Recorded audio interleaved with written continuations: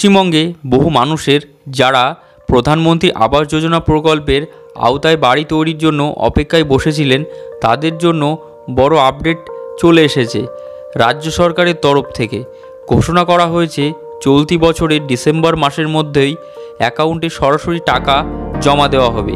কেন্দ্রীয় সরকারের সঙ্গে দীর্ঘদিন টানাপোড়েনের ফলে অবশেষে রাজ্য সরকার নিজস্ব তহবিল থেকেই এই প্রকল্পের অর্থ প্রদানের কাজ শুরু করেছেন এবং এই প্রকল্পের আবেদনের যে সমস্ত ব্যক্তিরা টাকা পাবেন এবং কারা কারা টাকা পাবেন এবং কটা কিস্তির মাধ্যমে টাকাটি দেওয়া হবে, সম্পূর্ণ জানতে হলে ভিডিওটি স্কিপ না করে প্রথম থেকে শেষ পর্যন্ত দেখুন এবং চ্যানেল নতুন হয়ে থাকলে চ্যানেলকে অবশ্যই সাবস্ক্রাইব করুন। হ্যালো ভিউয়ার্স, এবার আমরা দেখে নেব যে কবে থেকে এই টাকা দেওয়ার কাজটি শুরু করা হবে। প্রথমেই দেখুন, এখানে বলা আছে যে পঞ্চায়েত দপ্তর থেকে পাওয়া সর্বশেষ খবর অনুসারে, অর্থাৎ সর্বশেষে যে খবর অনুযায়ী 23শে ডিসেম্বর অর্থাৎ 23শে ডিসেম্বরের 2024-এর মধ্যেও আবাস যোজনা প্রকল্পের সমস্ত উপভোক্তারা ব্যাংক অ্যাকাউন্ট থেকে সরাসরি এই অর্থ জমা দেওয়া হবে।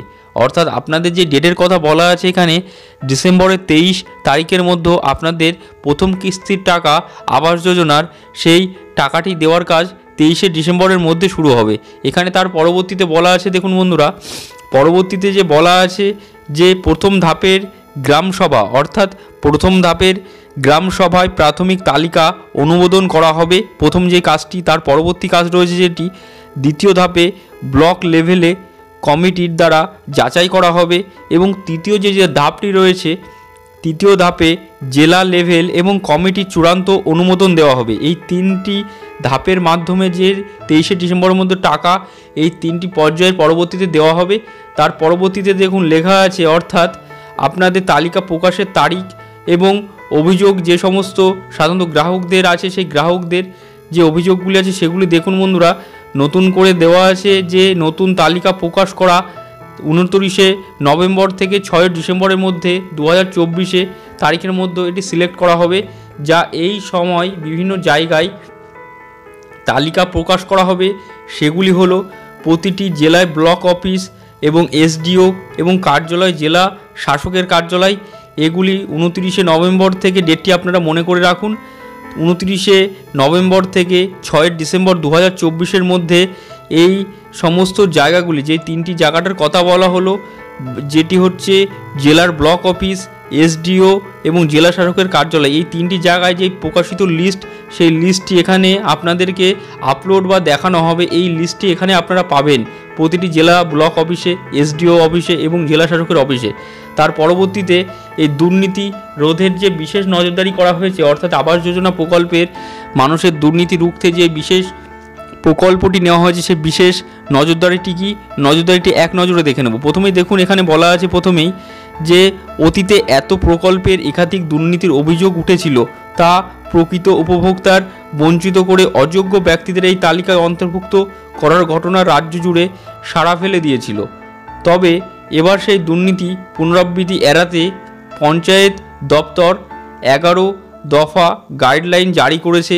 সেই নির্দেশিকা বলা হয়েছে, অর্থাৎ আপনাদের আবাস যোজনার বিভিন্ন ধরনের গাইডলাইন, 11টি যে গাইডলাইন চালু করেছি সরকারের তরফ থেকে, যে গাইডলাইনের ভিতর থেকে আমরা বিশেষ কয়েকটি গাইডলাইন আপনাদের সামনে তুলে ধরব।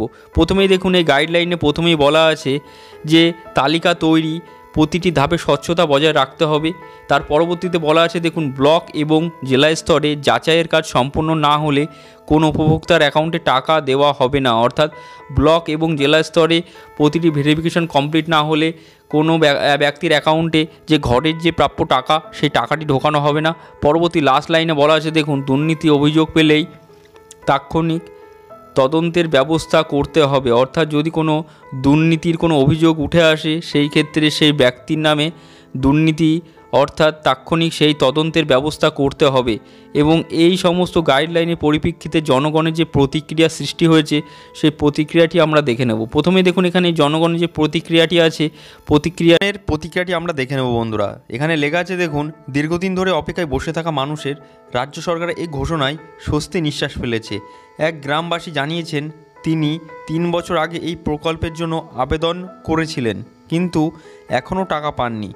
ডিসেম্বর মাসের মধ্যে এই টাকা পাওয়া যাবে এই খবর শুনে তারা খুশি আছেন। অর্থাৎ 3 বছর আগে প্রকল্পের আবেদন করলে প্রকল্পের যে পরিমিত টাকা সেই টাকাটি সেই ব্যক্তিরা পাননি। অর্থাৎ ডিসেম্বর মাসের মধ্যে এই টাকাটি পাওয়া যাবে এই খবর শুনে গ্রামবাসীরা খুশিতে আছেন। এই টাকা কোন তারিখে ঢুকবে সমস্ত খবরাখবর পেতে চ্যানেলটিকে অবশ্যই সাবস্ক্রাইব করে রাখুন এবং পাশে থাকা বেল আইকনকে প্রেস করে রাখুন এমন ভিডিও পেতে।